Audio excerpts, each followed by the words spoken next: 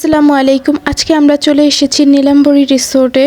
তো এই তো আমাদের বাসার পিচ্চি সদস্যটা আমাদের সবাইকে রেখে একা একাই চলে যাচ্ছে। আমরা পিছনে আরও একা একাই গেটের ভিতর ঢুকে যাচ্ছে। তো ফাইনালি আমরা গেটের ভিতর প্রবেশ করলাম। আরও প্রথমে একটা দৌড় দিল।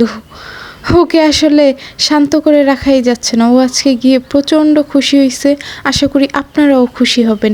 ভিতরে অনেক সুন্দর একটা পরিবেশ আছে। ছোট্ট রিসোর্ট কিন্তু খুব সুন্দর পরিবেশ। তো আমাদের পাশের পিচ্চি সদস্য তো সবার সাথে বেশ মজা করছে ওইখানে গিয়ে।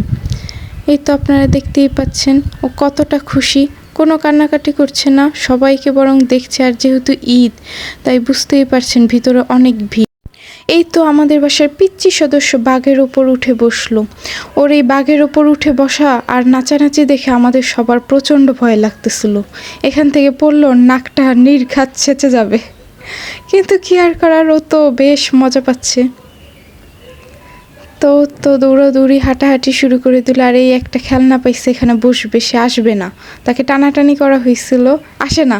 সে প্রচণ্ড দুষ্টামি করতেছে এখানে গিয়ে, সবাই দেখতেই পাচ্ছেন।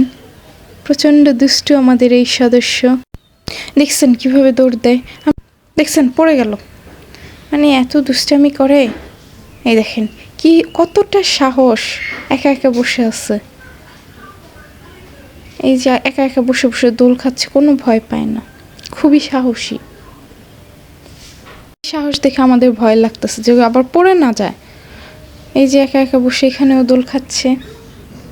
সবাই ঈদ খুব ভালোভাবে কাটাবেন, আমাদের জন্য দোয়া করবেন। তো ঠিক আছে, আল্লাহ হাফেজ, আসসালামু আলাইকুম।